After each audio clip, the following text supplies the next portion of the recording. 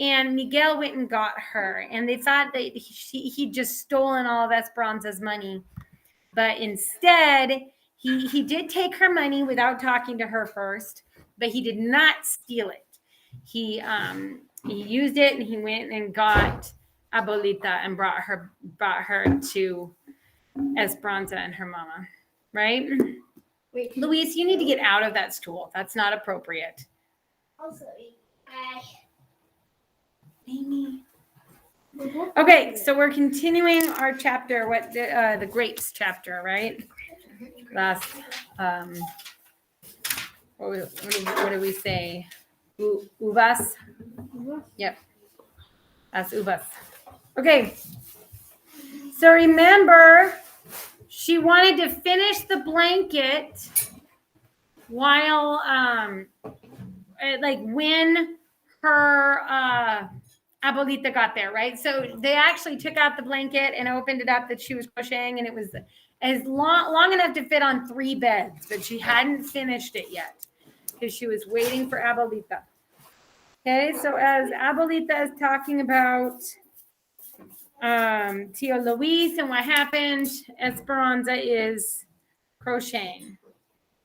So he even came to the convent to question her sisters, but no one told him anything. Add 1 stitch. Shh.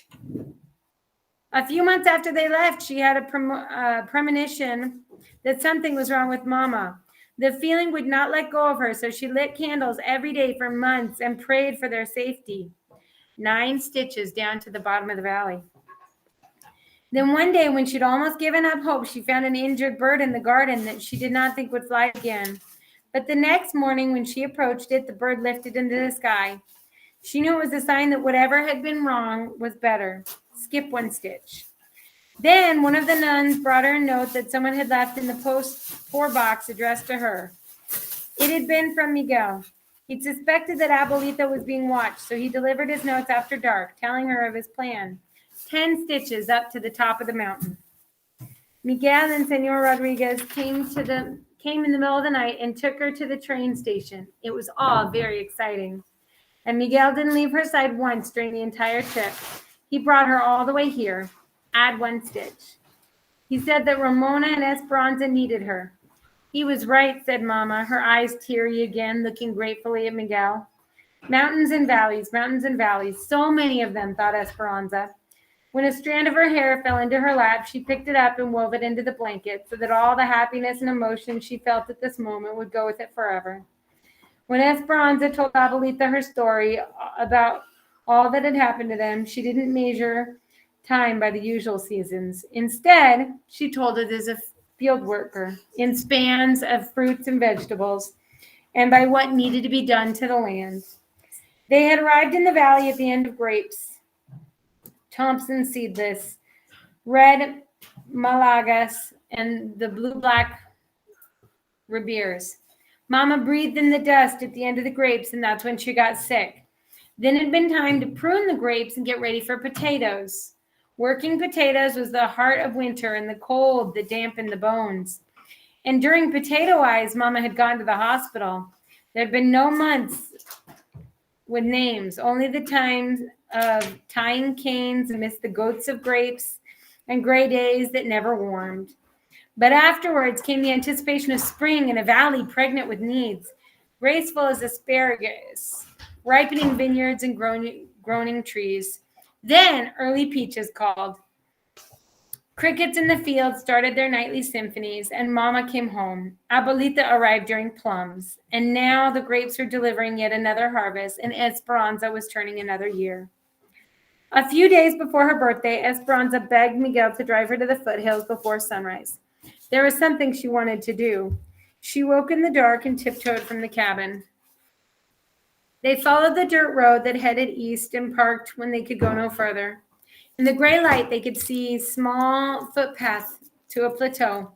When they got to the top, Esperanza looked out over the valley. The cool, almost morning air filled her senses. Below, she could see the white roofs of cabins in straight rows, the fields beginning to take form, and over the eastern mountains, a hopeful brightening. She bent over and touched the grass. It was cool but dry. She lay down on her stomach and patted the ground next to her. Miguel, did you know if you lie on the ground and stay very still, you can feel the earth's heart beating? He looked at her skeptically. She patted the ground again. When he lay down as she was, facing her, will this happen soon, Esperanza? Aguantate tatito y la fruta caerán en tu mano. Wait a little while and the fruit will fall into your hand. He smiled and nodded. They were still. She watched Miguel watching her, and then she felt it, beating softly, a gentle thumping, repeating itself, then stronger. She heard it too.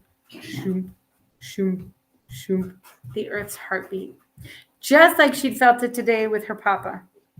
Miguel smiled, and she knew he felt it too. The sun peeked over the rim of the distant ridge, bursting the dawn into the waiting fields. She felt its warmth washing over her and turned on her back and faced the sky, staring into the clouds, now tinged with pink and orange.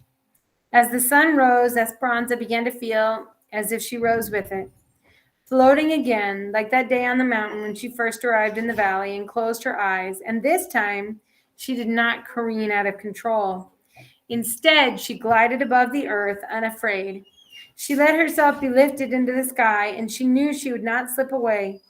She knew she would never lose Papa or El Rancho de las Rosas or Abuelita or Mama, no matter what happened. It was as Carmen, the egg woman, had said on the train. She had her family, a garden full of roses, her faith in the memory of those who'd gone before her. But now she had even more than that, and it carried her up on the wings of a phoenix. She soared with the anticipation of dreams she never knew she could have, of learning English, of supporting her family, of someday buying a tiny house. Miguel had been right about never giving up, and she had been right too about rising above those who held them down. She hovered high above the valley, its basin surrounded by mountains. She swooped over Papa's rose blooms, buoyed by the rose hips that remembered all the beauty that they had seen. She waved at Isabel and Abuelita walking barefoot in the vineyards, wearing grapevine wreaths in their hair. She saw Mama sitting on a blanket, a cacophony of color that covered an acre in zigzag rows. She saw Martha and her mother walking in an almond grove, holding hands. Then she flew over a river, a thrusting torrent that cut through the mountains. And there, in the middle of the wilderness, was a girl in a blue silk dress and a boy with his hair slicked down, eating mangoes on a stick, carved to look like exotic flowers. Do you guys remember? That was from when they went on the train, when Miguel and her went on the train as kids. Esperanza reached for Miguel's hand and found it. And even though her mind was soaring to infinite possibilities, his touch held her heart to the earth. Estas son las manitas que cantaba el rey David a las muchachas bonitas. Se la cantamos aquí. Despierta, mi bien, despierta. Mira que ya amaneció, ya las pajaritos cantan, la luna y se metió. Okay, and the translation of that is what? Okay, don't worry about that. Okay. These are the morning songs which King David used to sing to all the pretty girls. We sing them here to you. Awake, my beloved, awake. See, it's already dawn. The birds are already singing and the moon is already gone. On the morning of her birthday, Esperanza could hear the voices coming from outside her window.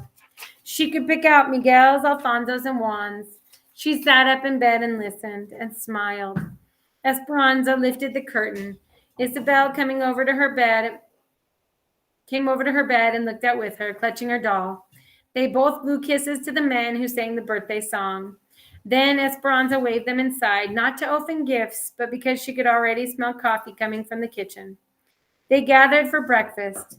Mama and Abuelita, Hortensia and Alfonso, Josefina and Juan, the babies and Isabel. Irene and Melina came too with their family, and Miguel. It wasn't exactly like birthdays from her past, but it would still be a celebration under the mulberry and chinaberry trees with the newborn rosebuds from Papa's garden. Although there were no papayas, there was cantaloupe, lime, and coconut salad, and machos burritos, topped with lots of laughter and teasing. At the end of the meal, Josefina brought out flan de almendras, Esperanza's favorite, and they sang the birthday song to her again. Isabel sat next to Abuelita at the wooden table. They each held crochet hooks and a skein of yarn. Now watch, Isabel, 10 stitches to the top of the mountain.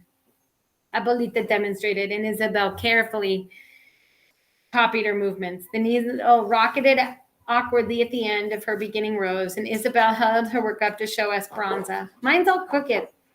Esperanza reached over and gently smiled and gently pulled the yarn, unraveling the uneven stitches. Then she looked into Isabel's trusting eyes and said, "Do not ever be afraid to start over."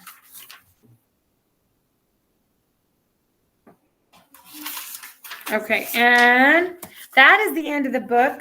We will read the author's note maybe on Monday if we have time, because the author has some interesting information.